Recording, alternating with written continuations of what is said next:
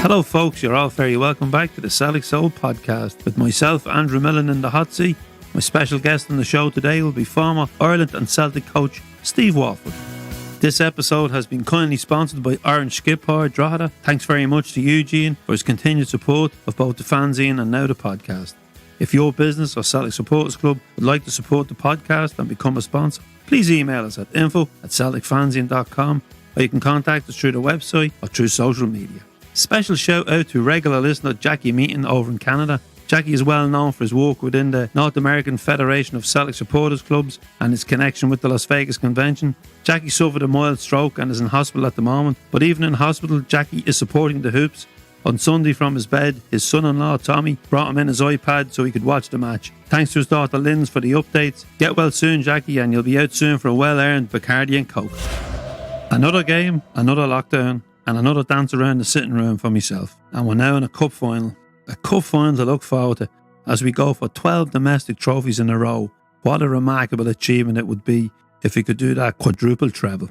Ryan Christie, you darling. What a goal. Pure quality. With an assist from Tom Rodgick, who played out of his skin, I must say. If Christie was man of the match, then Tom Rodgick deserves an honourable mention for his performance and for the ball he gave into Mo to score the second goal from the back post. It was encouraging to see our defence keep a clean sheet, and we used Scott Bain a lot in the game, I thought. He looked very comfortable receiving the ball at his feet, and he spread it out to defence to build up again.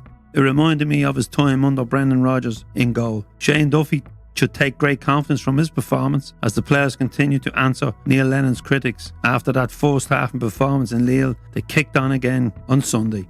All eyes are now on Sparta Prague's visit to Celtic Park on Thursday, where we'll be expecting more of the same from the boys. The only downside will be we'll still be cheering the boys on from our sitting rooms. Wouldn't it be great if the new boys could get a taste of how a full stadium rocks in the Glasgow dark under disco lights?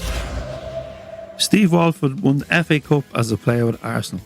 He also played for Spurs, West Ham and Norwich during his playing career. As a coach, he's been ever present by Martin O'Neill's side in the dugout, from Wycombe Wanderers to the Irish national team and of course at Celtic, where he won 7 medals in Glasgow and was part of that great period in Celtic's history. Hi Steve, you're very welcome to the Celtic Soul podcast.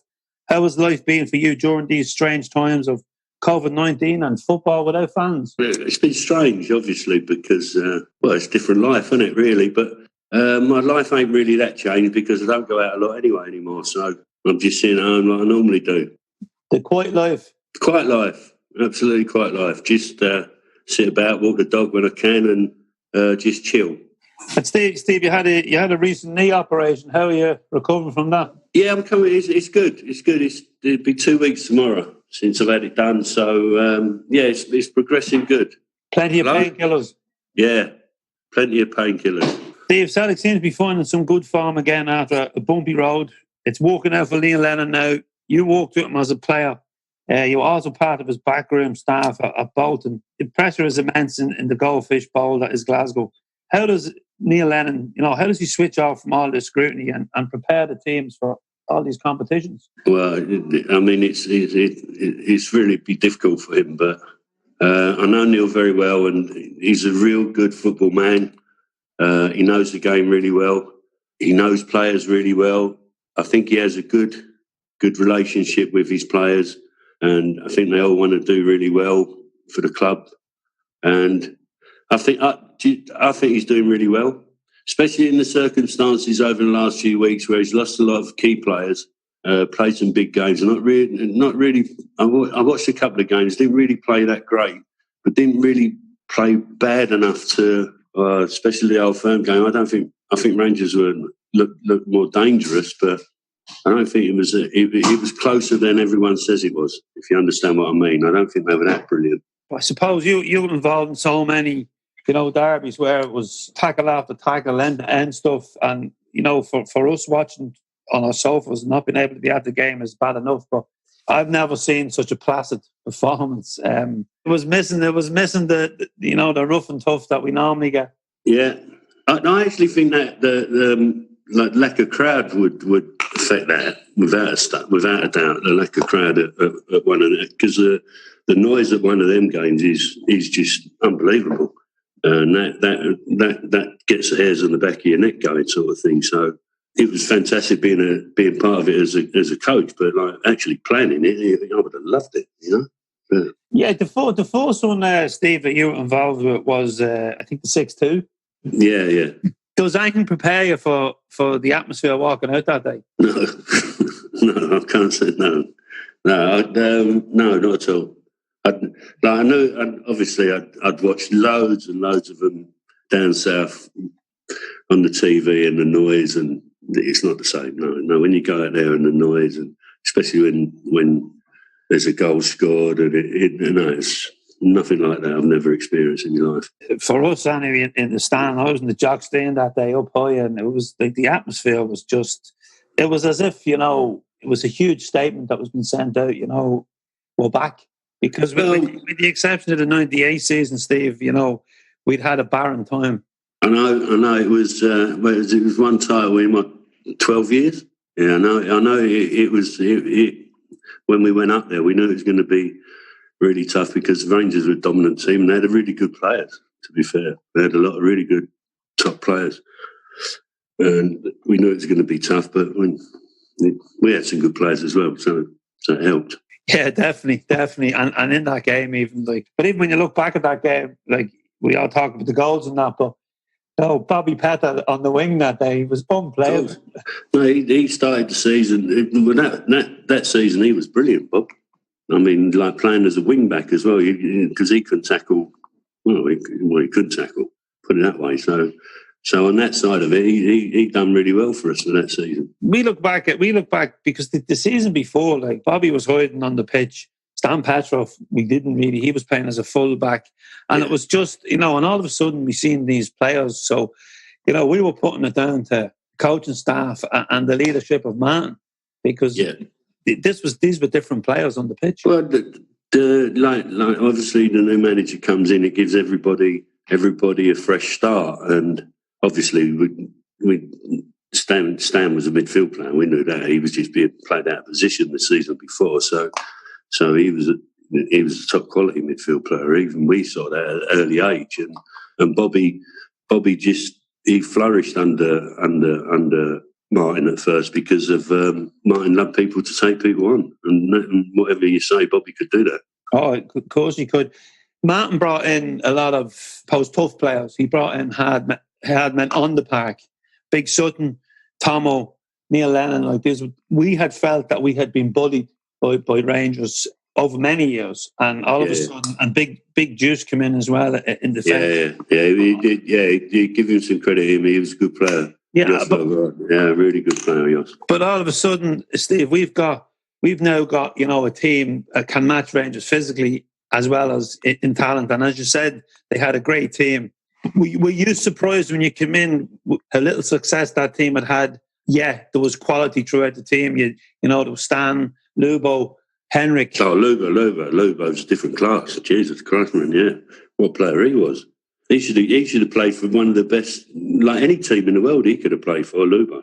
Fantastic player. So what was your first impressions when you got on the training pitch with him? Oh, I just couldn't. Who's that bloke like? I didn't even know who he was, but he was like unbelievable. I didn't know what foot he could kick with. I don't know what his best foot was, and like his vision and his ability, it was just fantastic. I thought he was brilliant, and he was a really good bloke. Lubo, really good lad.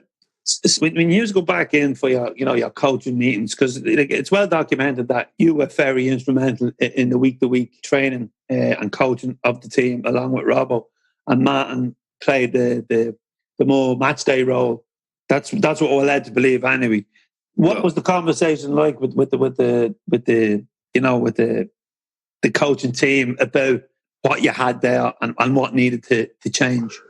Well, we just went in for we got a good group of players here, and we thought they were a really talented group of players. And like you say, with a few additions we bought, we thought we can have a real go at this and get some belief into them players.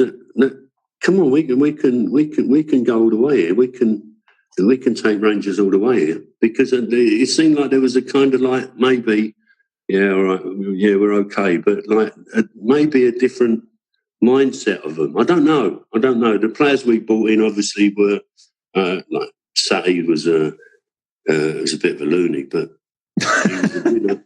He was definitely a winner. Neil Lennon was a winner.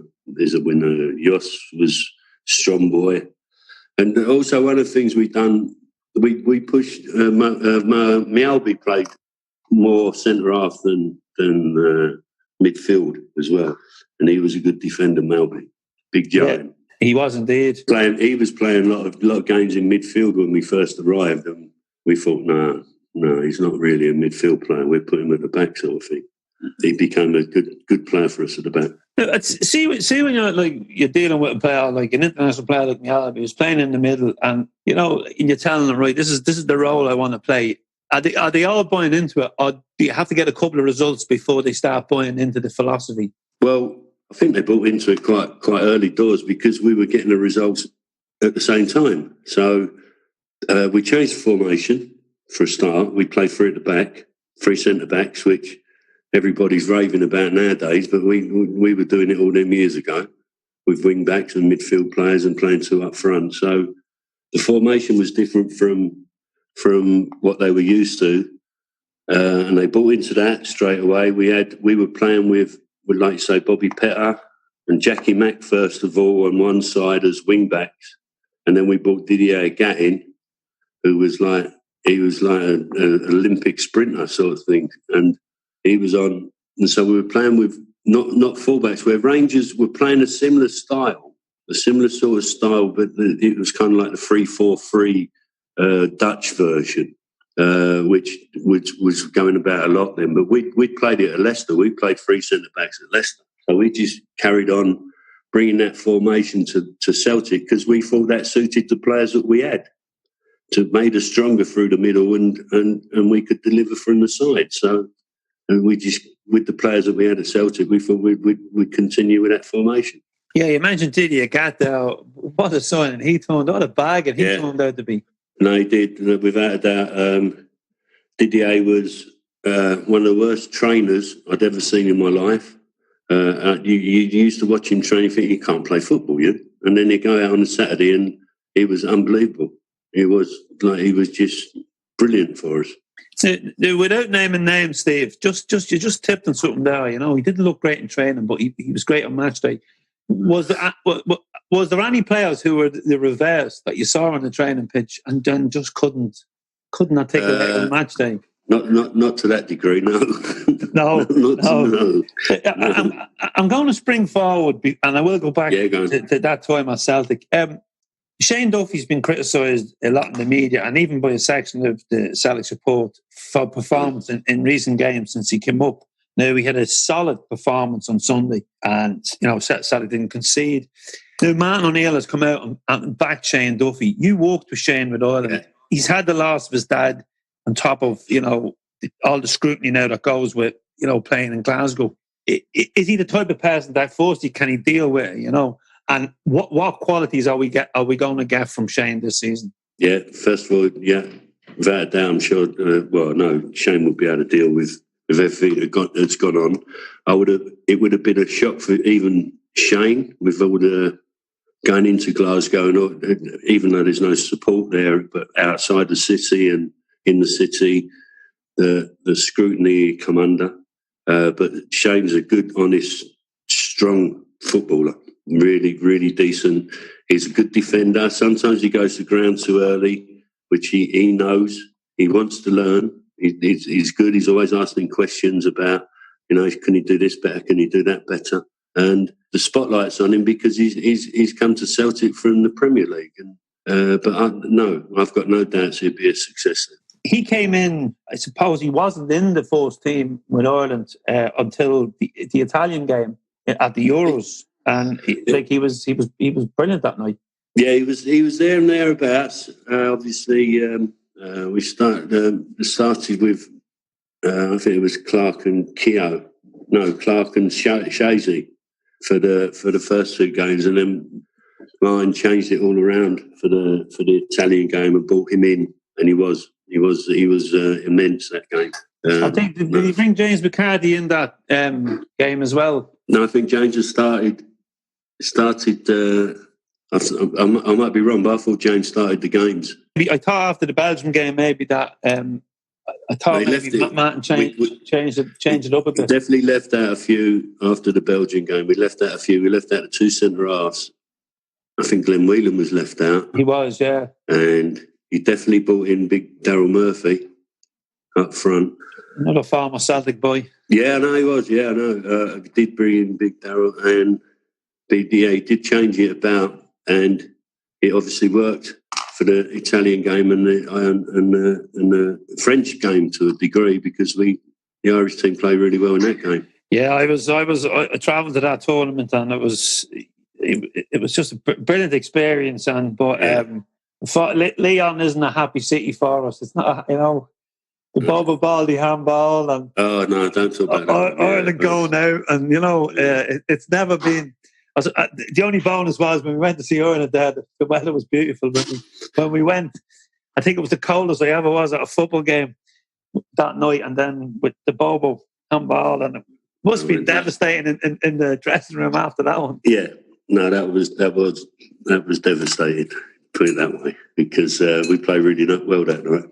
I remember played really well, and it was horrible, but not a good place for us then. I'm gonna bring some good memories back, because there was an unforgettable night when you were involved with the Irish setup, when Shane Long scored the goal against Germany. Right. It seemed the whole of Dublin was dancing that night. The Germans were just so good. They were spreading passes across the pitch, and then we just get the break and we take it. And I remember the pictures the next day in the papers, and my son is behind the goals. I was in a different stand, and it was as if that you'd lifted the whole nation. And we don't get too many results like that. That's kind of up there, like when we beat your homeland England in Stuttgart. There's just certain games that will stick out over different generations, and for my son's generation, that was certainly it. And then we kicked on, as we said, and we went to the Euros. But what I want to ask you, Steve, when you're a club coach, you're on the pitch with the boys every day. Management and coaches, they know what's needed in the team, and they can bring players in. They can buy players. International football, Ireland wouldn't have the biggest pool of players to play from. But one thing I've always said is everyone that puts the Ireland jersey on, they give 100%.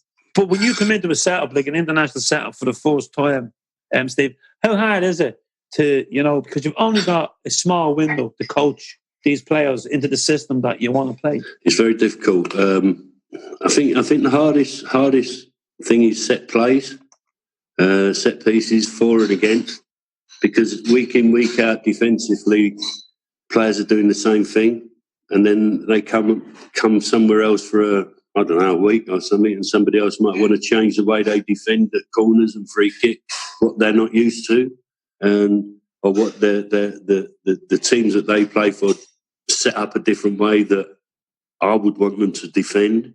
So that I found that the hardest thing at the international, where if they're doing it week in, you're doing things week in, week out, it's just second nature. And then you come away and you're expected to do something different, and they can switch off pretty quickly and not realise what they're doing, and they should be doing something else or thinking about what they do at their club. That was the hardest thing, changing from what they do week in, week out to try and do something else or play a different way that Martin wanted to do at Ireland. That was very difficult. Yeah, were you surprised there? Were you surprised, Steve, when the gaffer, as the players would call him, and you would call him Martin, were you surprised when he went into international football? A little bit.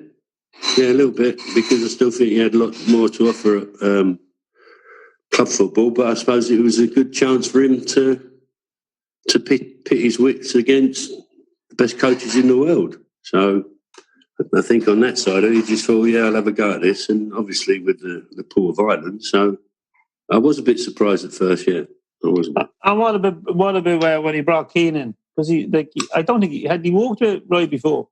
No, only on punditry on TV. I think that's the only time he worked with it. And what was it like when you started walking with him? Because obviously you're a veteran on the training pitch, and Roy's, although he had the Sunderland job, he's relatively young in coaching, especially international level. Yeah, it was okay. I mean, Roy.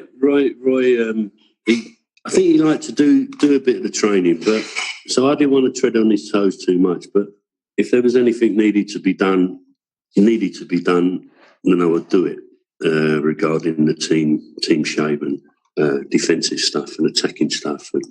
But so we got on all right that way, where I would do the basics, what you would call of setting a team up, which I've been doing for years. I'm going to move back to Celtic. We spoke there briefly earlier that, when you arrived at the club, you were aware of the challenge, but were you aware of the expectation of the fans and the pressures that come with being in Glasgow, where second place is no good? After about 3 days, I realised it. Yeah, but no, not at first. Obviously, from afar, it's a huge rivalry, but until you're in it and you're up there, you don't know how huge it is, and it's like, no, second's no good. And you thought, we might get a little go at this and give us a little chance before we do win the league. But no, you're up there and you're up and running straight away. It was kind of like you're in it, and it's a disaster if one of them loses, one of the old firm team loses. It's like a disaster. And I remember after the first game we played Dundee United away, and Sutton gets the winner. And I think Martin was asked after the game by a reporter if we'd not have won it, is that the end of the league sort of thing, and you think, well, we've only played one game. But that was kind of like the thing that was said to him, and I think that took Martin by surprise as well. So. No, you realised straight away it was, wow, this is pretty intense. Yeah, I always remember Martin coming out when he arrived to greet the fans, and he said he would do his best, to bring success to the club, and he certainly did. I don't think when he stood in the steps then, that we would have thought of the journey we were going to go on, because the fourth season to win a treble. It's eluded so many managers at Celtic, and Martin, I think, was the first since Jock Stein to do it. Yeah. So, that whole season must have been just, because when I speak, it must have been such a good place to be, because as fans it was a great place. But when I've interviewed a good few of the players from that team, and they all call Martin the gaffer, they speak very highly of you and Robbo. There seemed to be a togetherness on and off the pitch. Then it was, without doubt, that the spirit of the team was brilliant. It's brilliant. Everyone was just going for it for each other. They were just it was unbelievable spirit. Yeah, because I done a live show with Big Chris Sutton at the tail end of last season. I bet you never thought he'd walk in the media. No, I didn't. No. And I brought something up about Martin O'Neill, about being a bit more of the manager and you doing the coaching and that. And he cut me in half, he wouldn't have it. He was defending his manager. And Tomo has done the same. I was out in Asia with Tomo, and we were doing a couple of spoken word events, and he's been the same. Like, you can't say a bad word about yourself or Robbo or Martin O'Neill to these players. No, because wherever they were treated really well. And treated like men, and it's just, well, I can't put my finger on it, but it's the man management side of things, where you treat the players really well and they respect that and respond. Some do, some don't, but ones we had did. Now, you said that man management because that was a word that was bandied around a lot when Martin O'Neill came in. He was the type of manager that would put his arm around his shoulder, because some of these players had maybe not played too well the year before. Was that part of Martin's style, to manage each player individually? Yeah. I mean, Martin he'd give them a rocket as well. Don't worry about that if he didn't think they were doing well enough, individually and as a group. So, and what if they were enjoying themselves a little too much off the park? Oh no, well, he would cut down on that if they were, but. They weren't bad then, boys. They weren't bad. We had worse at Leicester. Don't worry about that off the pub. And they were a good bunch of boys as well who worked their socks off. So you don't mind them working like at the right time. enjoy letting their hair down and enjoying themselves as long as they're doing it on the pitch on the Saturday. That's what we thought anyway. Well, that's what I did anyway, and the manager did as well. And did you like? I suppose when that season was over, when that fourth season was over, and you reflect, like, you know, you go off on your holidays and that, you know, and you're kind of like, are you thinking, you know, this was easier than we thought, or, you know, now Rangers are going to up the game and we need to improve, and we're going into the Champions League? That was a big thing going into the Champions League. That was really, really tough. After the end of the season, we didn't. They kind of like went a long end of season before we started again, so it was kind of not very long. And then you think, right, we're off again now. We got to carry on doing what we done last year, and if not better, because we knew that the Rangers are going to improve or try to catch us this time, like, you know. And I think the players, to be fair to them, were really focused anyway. They weren't like, oh yeah, we won it, let's just chill out and relax. No, we want to do it again. I think they had that attitude as well all through our time up there. I don't think there was anyone at fault. Now we've done our bit now. Let them catch us if they can. We'll beat them anyway. But no, they weren't like that. There was a group of players that were hungry and wanted to do it again and wanted to win the thing again, like, you know, and do well in Europe. So, Steve, I'm going to take it up again there, right? We spoke about the Champions League, the Juve away game. We were robbed. And it's kind of a game maybe we don't look back at as much because we were beaten on the night. But that really showed us that we had the nucleus of a team to compete in Europe. Yeah, we played really well that night. We did play really well, and we could. The belief that we had that we could, because they were it's Juventus, right, you know, and they still had some really top players, but we were robbed without a doubt. And that as it ended up, that point would have took us through the group. So it was a really tough group. We were also unlucky as well. You know, we finished on 9 points, and I think it was Liverpool finished on 7 and got out of their group. So we probably were a bit unlucky in Europe. And if I go back to that Juve game, there's 2 names stick out. I don't know if you remember them. I think it was an Amoruso that died for the penalty. So because Amoruso was a name that comes up quite a bit. The referee that night was a German, and his name was Helmut Krug. And I don't know the names of many referees, but he sticks out that night because it was Krug the Crook. That's what we were calling him. And there was a pride travelling around Europe. We don't get too many results away from home in Europe, and you know, like, we need it. If we had to got that one that night, God knows what the bounce would have been. Well, it would have been a good start, but it was really disappointing. The whole way that. Like I say, we got the 9 points, won the 3 home games. We just couldn't get anything away from home, and that was really our best chance, I think, that one. Now, another player I want to ask you about, Steve, is you spoke there about Lubo and how talented he was and how much he surprised you. Henrik Larsson will go down in history as one of the greatest ever Celtic players, and he coached him. If Henrik's having a bad game, you're still expecting him to turn up and do something, you know, pop him a goal or something. So, like, what was he like to coach?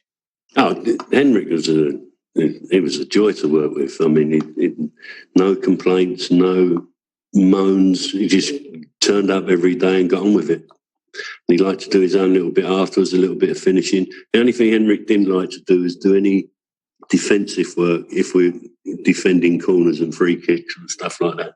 He'd go in a wall and go in a wide wall, but he didn't feel comfortable about going in and trying to head it in our box away, which, considering how good he was in the air, you know, I had to coax him once or twice to just do little things for us, just do that for us, just go on, please.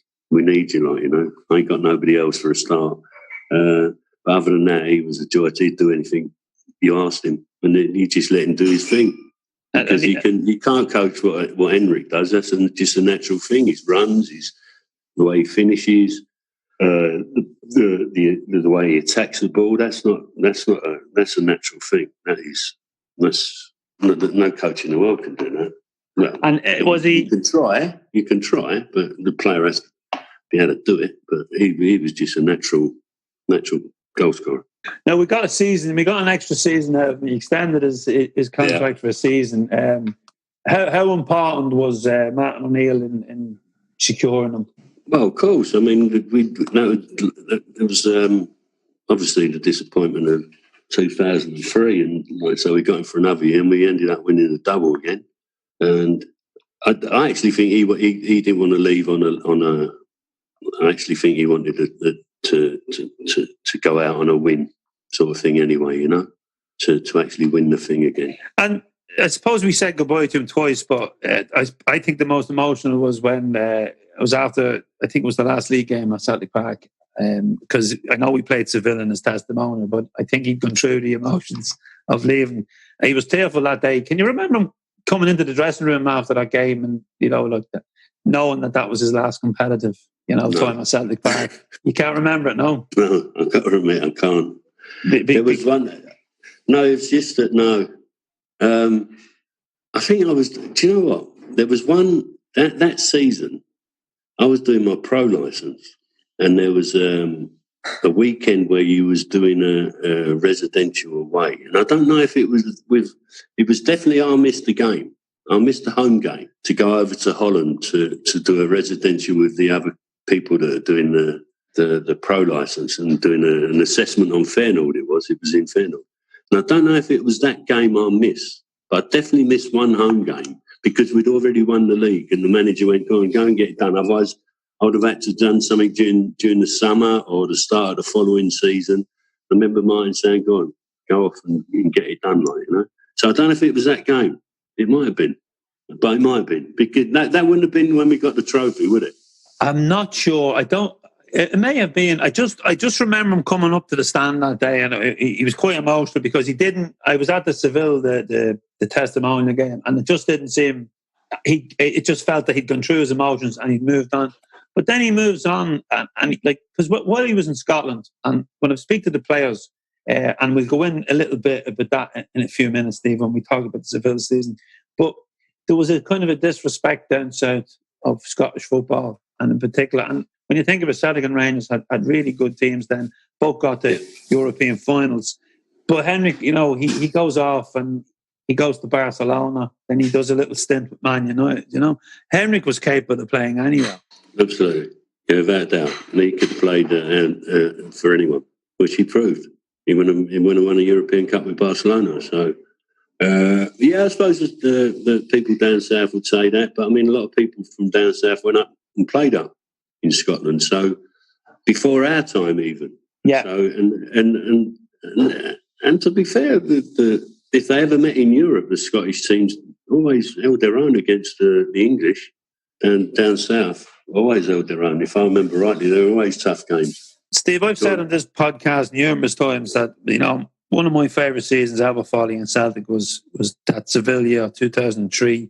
It was just a dream to be, you know, you're in Glasgow the weekend, you're up in Dundee or you're in Aberdeen, but then midweek, you know, you're travelling around Europe by any means possible, and there's a hardcore of fans travelling. And we went down to Blackburn, and it was you know, it was sweet for us because, you know, to beat Graham Souness because he'd been with Rangers, and then to go to Liverpool and to win in Anfield. That was like most of us had to scrape tickets in the Liverpool end that night, myself and my mates and that, and it was just a brilliant night.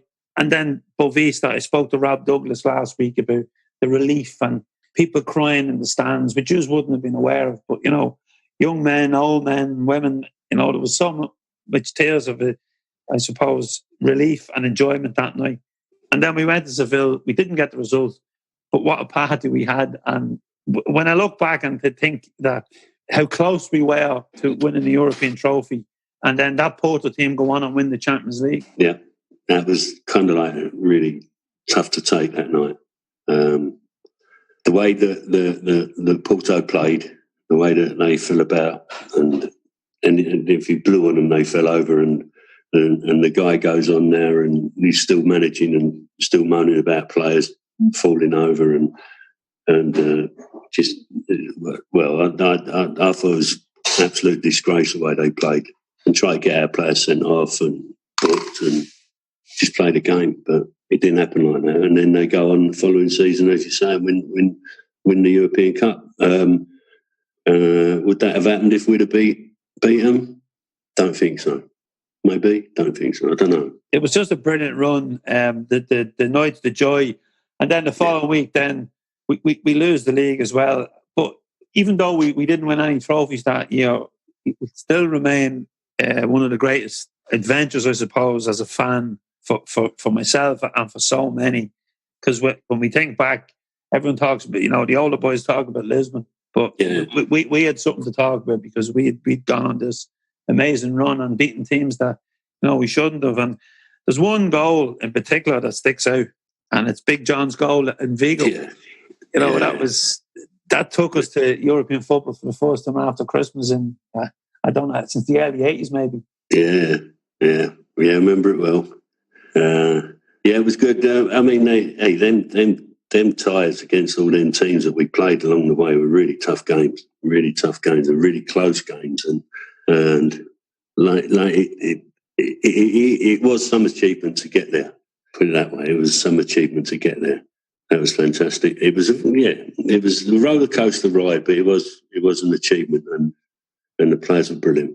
They were brilliant. Well, Steve, were you aware, and was Martin aware of that? There was roughly about 100,000 people had travelled to the city and had taken over the city, and the people of the city had taken to the Celtic fans. I know it must have been, because you're preparing for the biggest game, second biggest game in Europe if you take the Champions League final over, and you have to keep the players focused. And were you aware of what was going on outside? No, not really. No. It weren't until you went towards the night of the game and you went to the stadium and see how many supporters of it, just green and white everywhere. It was just unbelievable. You just kept the players in a kind of a bubble? Yeah, it was like in a bubble. We knew there'd be Celtic supporters everywhere. Anywhere Celtic played, there's thousands of Celtic supporters. We knew their support would be brilliant, but not as many as that. No, not at all. I was lucky enough. I got me ticket through the club, but there was so much money changed hands for tickets. It was unreal. And it was so hard in the end. But Steve, if I had a time machine now and I could take you back to any time, any game during that time at Celtic, which one would you like to relive? You're in the dugout. There's decisions to be made with the manager, or which game sticks out as one that it was just a brilliant result or a brilliant performance, or it was an individual brilliance. So I think the first Rangers game was the best. I just experienced an Old Firm game for the first time, and it was just unbelievable. That one. If there was one game I wanted to change, it would have been the last game at Motherwell. That was. That's one we don't want to relive. Well, no. The first Old Firm game was unbelievable. And then maybe I like the one at Ibrox as well when we went there as champions and won 3-0. And Lubo's got a couple, and it was that was quite special as well. Yeah. You're bringing me back now to some great days as well. Can you remember, we speak about goals, obviously Henrik's in the 6-2 when he nutmegs and then chips Klaus. One that stands out, we done a kind of a little video of goals for a night we were having for a supporters club, and Tom was one of the guests, and I think Big John was there, and we put a collage of a couple of the goals. But Tomo's goal, he takes from way outside the box, and the ball just kind of just bends up into the corner of Klaus's, into the corner of the goal. Tomo was a bit of a, he got sent off against Rangers. He was, and then he would score these goals. Was he hard to handle? No, Tomo wasn't hard to handle at all. He was a bit stupid at times, especially on the pitch. He would make some stupid decisions, but no, he was a good lad, Tomo. I liked him. He speaks very highly of yourself, and anyway, he loved his time at Celtic, as a lot of the players did then, because, as we said earlier, it just seemed to be a great camaraderie, and there was very few leaks from the dressing rooms back then. No, it was great bunch of players, really good, and everyone said, well, you have to have that if you win things. You have to have a camaraderie and a spirit where everybody pulls together, and there's no one that. You have to have that if you're gonna achieve anything in a football club. You have to have that and go for all the players, the staff. Everyone has to be on the same page, and you're always going for it. And that's how it has to be. Otherwise, you don't win. You don't win things. And is it you know Martin O'Neill better than most. We were told that, Martin controlled the club from Dermot Desmond down to the fans. He to the ground staff, to the cleaning staff, to, Angie, to whoever was around the club. Martin seemed to have everybody, thinking his way.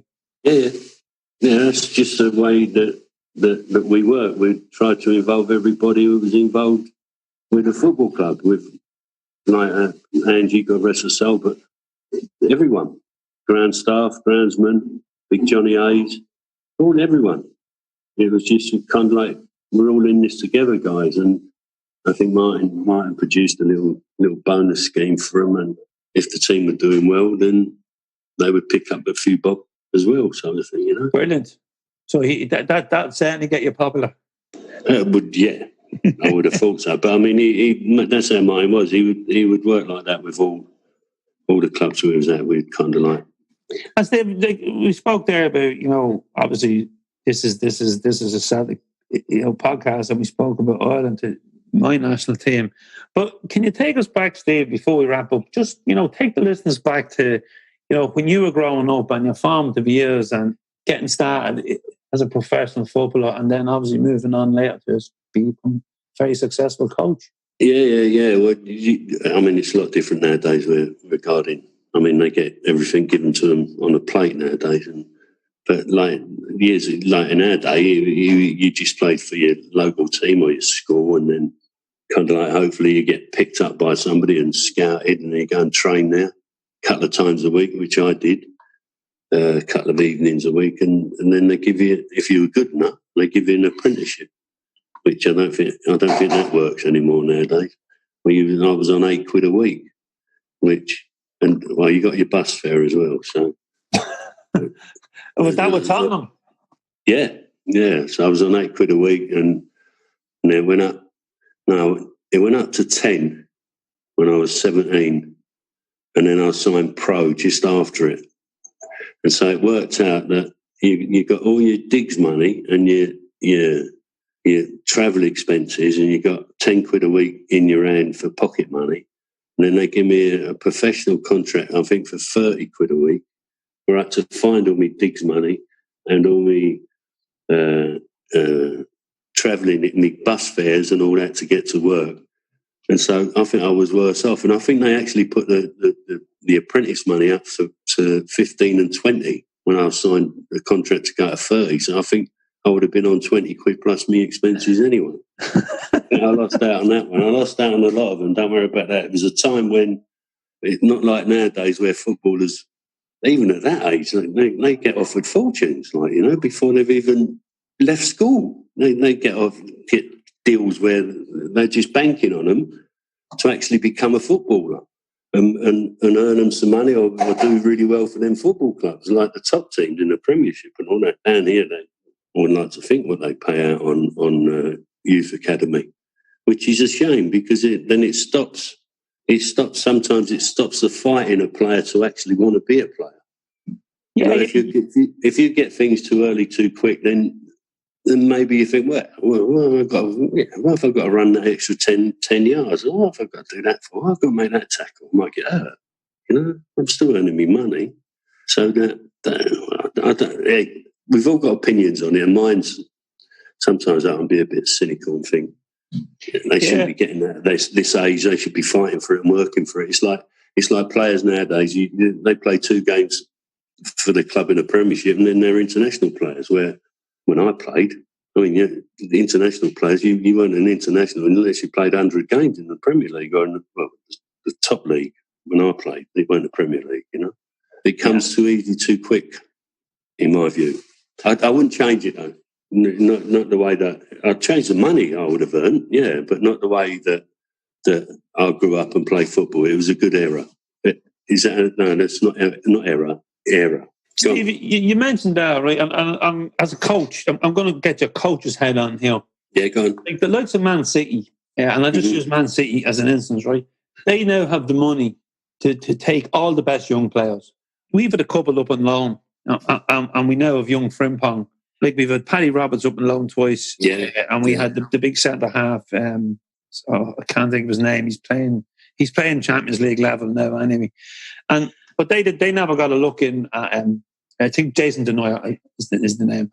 They never got a look in at Man City. And there's a young Irish keeper gone over from Shamrock Rovers. And there's a lot of, press about him and saying, but he's over there probably with 5 other keepers because they're hoping that one of them will come through. And I know it's going to give them a good grounding because they'll be coached well in that to maybe go and play with, other good clubs. But do you think it's killing it that all these kids have been taken to one club and, whereas, is it taken away from maybe they'd have a better chance if they went to a club that wasn't as big as Man City? There's the pull because everybody's got the ambition as a kid or the belief, I'm going to go there and get in the football team. But it's a lot harder and they have to be exceptional to get through nowadays at that level. Even the boy that Manchester City, Phil Foden, that he's an England international. He don't play every week. I'd want to play every week at that age. I think at a certain age you get to and you think, well, I want to play football now. Well, you should want to play football, whatever age you are. You don't really want to be, I'll play next week or the week after. You should want to play. And I know it's different nowadays. There's a lot more games and there's a lot more rotation going on. But in my time, if you didn't play, in my case, if I didn't want to be there. I wanted to go and play somewhere. I just wanted to play in my early age, and maybe I shouldn't have. But I think players that are these top clubs now, they get everything put on a plate for them.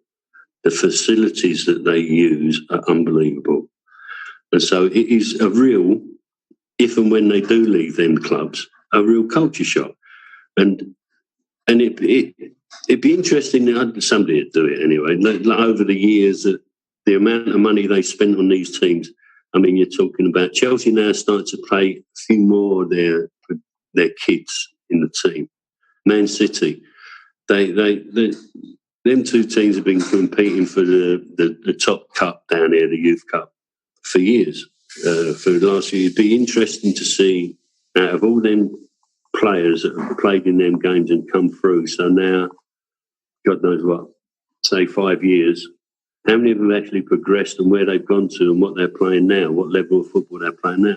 I mean, it's like Liverpool played a kid on Saturday, the 20, in his debut for Liverpool, 23. I mean, that's quite an old age to make your debut as a kid, like a full debut as a kid in the Premier League. Well, they're not kids. I actually wouldn't call him a kid. I mean, at 23, I was married with 2 kids, and so I wasn't a kid then myself, so I wouldn't call him a kid. But that's what seems to happen nowadays. The younger kids or younger players don't get called. They play this under 23 league, which is nonsense. It's rubbish, in my view. I mean, they're not playing against men, so then they come up against men in the real league and they get found out, or they can't cope, or it's too strong. I don't know. They're trying to change things everywhere. It's been going for. Don't get me on my old horse or whatever about all the kids stuff, because I don't really agree with it. What's going on? Well, they're trying to take tackling out of the game now. The what? Tackling seems to be. I mean, he's a talented boy. He was a talented boy, but where is he now? Where is he? Middlesbrough? He was last season. It's like another one, Scott Sinclair. He was a young kid at Chelsea. Started at Chelsea, went out on loan at different places, done really well at Swansea. Ends up going to Manchester City, not getting a kick. And he goes to Celtic, does really well for a couple of seasons. Especially the 4th season, he was outstanding. Absolutely, done brilliant, because he's whatever you say, he's got talent. He's got talent, he can beat people and he can score a goal. But he ends up now playing at Preston, which, no disrespect, that's not like where you expect of him to have been playing with his potential at a certain age, and even after what he'd done up at Celtic, Yeah, there's another player just because Martin's team was I always say it was a team of men, and it would have been hard for youth players to break into the team, but Aidan McGeady broke in under Martin. Sean Maloney. We gave him his debut, little Sean. Aidan was, I'll tell you what, Aidan was, what can I say? If he was a yard quicker in pace, he would have been whatever he wanted to be. He had that such, his ability was so natural. His feet were really good. He could beat a player for fun. And like, if he just was a bit, no disrespect to him, because I think he's a good player anyway. But he was. I don't know what he's doing now, Aidan. But I thought he was a good player. But if he'd have been a bit, just a touch quicker to get away from somebody once he's done his trick and then burst, he would have been a top player. Because that is something you can't teach. What Aidan had, that is natural. That ability is natural. He's moving. He worked on it himself, and he as a kid, he always had that. Steve, is it true that he became a winger when he moved up to the senior Celtic team? Was he playing the more central role, or was he playing? I honestly thought he was always a winger. Yeah, because it's just something he said in a recent interview. He was saying something in a recent interview about, that he really started to play on the wing and get into the force. He might, to be fair, he might have at a younger age played through the middle, but we always saw him as a winger. We brought John Kennedy on as well, remember that? That's right, yeah, and he got that horrific injury. Yeah, playing for the national team. We played Barcelona away. You'll have to check this, but I'm sure it was Barcelona away. I think he played left back. Yeah, he played in Barcelona, yeah. Then we played Rangers on the Sunday at Ibrox and won. Then there was the international break, and that's when he done his knee. I'm sure it was that. We was in the dressing room at Ibrox and he got the call up, and we was all delighted for him. And I think he done his knee that international break. And another player I almost forgot about that came in was David Marshall. Yeah, Marsh. He done well. His performance when he played at the Nou Camp was like, well, that was just something else. But no, he's done brilliant. He done really well for us, Marsh. I mean, a young kid, he was in and out, and he's gone on to really, obviously, make a really good career. But he was brilliant, Marsh. Yeah, it was just when you think of all the senior players that were there, but it's only when you start talking. That, all these players that did get a chance and went on. Great McManus. We give Stephen his debut. That's right, yeah. At Hibs. It was Hibs. He would have played full back then as well, wouldn't he? He might have started that game at left back. Yeah, I think you might be right. Yeah, well, listen, Steve, it's been a pleasure and a surprise because I only got in contact with you, recently, and you came back fairly quick because sometimes it takes me a few weeks to get these interviews over the line. I'm just going to leave. We talked about all these great games, and you mentioned the Nou Camp. The following season after Seville, when we knocked Barcelona out of the Europa or the UEFA Cup as it was then, I don't think I had any nails left that night up high in the Nou Camp. That was certainly one of the ones that I was looking to the heavens for because they bombarded us that night, and we just defended so well. Yeah, it was one of them games where I think we had one shot and one goal, and it was kind of like, it was. It was a great time for us as fans, and it was a great time for us as a coach, as me as a coach out there. I thoroughly enjoyed all my time out there. It was fantastic, and it's been wonderful to relive some of them moments today. And as I said, it was great to be in Lyon or in Lille the night Ireland beat Italy, and all those great Celtic memories we have. So thank you so much for coming on to the show and bearing your Celtic soul to us. It's a pleasure, son. Really enjoyed it. Thanks a lot. And Steve, just wish you a speedy recovery there with the knee, and hopefully we'll see you back in the dugout soon. No, I don't know about that, but yeah, thanks very much. Are you going to retire now? I don't know is the answer. I don't know. We'll see how I go. Well, we'll keep an eye on that, Steve, and hopefully we'll talk again maybe. And if you're ever in Glasgow, maybe we'll get you into one of the live shows. Yeah, I've been. I said to Neil, I'll come up and see him when I'm fit and ready, and this whole world has got back to normal as it can. So I will do that and give you a shout. Cheers, Steve. You're a gentleman. Thank you so much. What a gentleman Steve is. It's always great to get an insight into that fantastic period in Celtic's history when we all marched with O'Neill. Great times running around Scotland and throughout Europe following the boys. Win, lose or draw, we were there, and what a journey it was. Issue 111 of More Than 90 Minutes is now available on our digital platform. You can download it now from our website, CelticFanzine.com. You can also order the print edition, which is now at the printers, and will be delivered to us on Thursday, and we will get it straight out in the post to all the subscribers and everybody who pre-ordered. Thank you very much. The new t-shirts and hoodies will be delivered to us on Friday, and again, we'll get them straight out in the post, and thanks to all those who pre-ordered. As always, thanks to my good pal Ronan McQuillan for producing the show, and to all of you for listening. It's hard to believe almost 20,000 people have listened to the show since we launched back at the end of May. If you like what we're doing and you would like to support us, you can do so by visiting CelticFanzine.com, where you can become a member, subscribe, buy or donate for the price of a pint.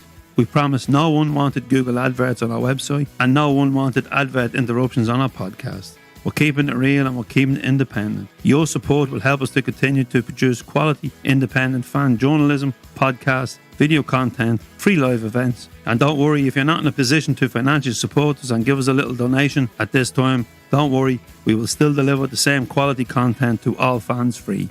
Don't forget to download the app.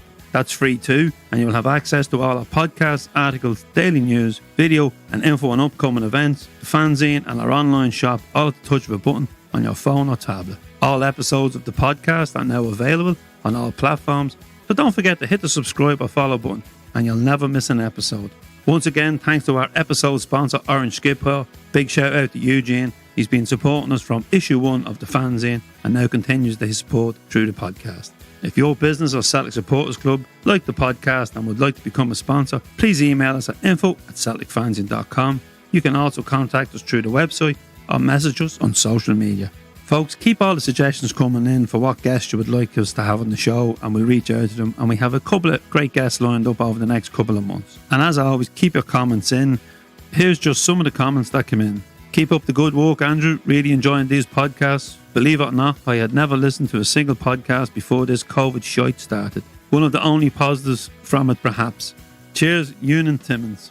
Average Joe Miller, another class interview. These podcasts are a must for all Celtic supporters. That came in from Tony Ratton. Kieran Kenny, great listen as always. Dave Lyons in Cork. Average Joe Miller, the Celtic punk. Cracking Sunday morning listening. Glasgow's green and white. Old school Stuttgart. Average Joe Miller, absolutely pleasure to hear. I was lucky enough to be in Lille when Robbie Brady scored versus Italy, and a trip to McCool's listening to Hank Williams followed by the specials pretty much makes a trip to Glasgow. So it's pretty much what I was needing to hear. Patrick Roberts. Wonderful chat between our main man Kieran Kenny and Andrew Milne. I may be biased, but I don't think there are many who can articulate the magic of following Celtic as well as Kieran. If we were running the chariot at the moment, I'd expect bookings to rocket on the back of this. From the Nave Porrick Celtic Supporters Club Twitter account. Very good podcast with Kieran and Milish. Listen to the memories of the bus and boat. I remember walking around the boat selling the fanzines for you. Kieran Flynn from Drogheda, St Margaret's Celtic Supporters Club Stalwart. Okay folks, we'll be back on Friday with episode 39 when another guest will be opening up their Celtic Soul to us, and we will look back at the game against Sparta Prague and look ahead to Motherwell away when we get back into league action. All I can say is enjoy the rest of the week, stay positive, and let's hope Celtic put in another good performance and get the win against the Czech visitors on Thursday. Stay tuned, stay safe and keep the faith.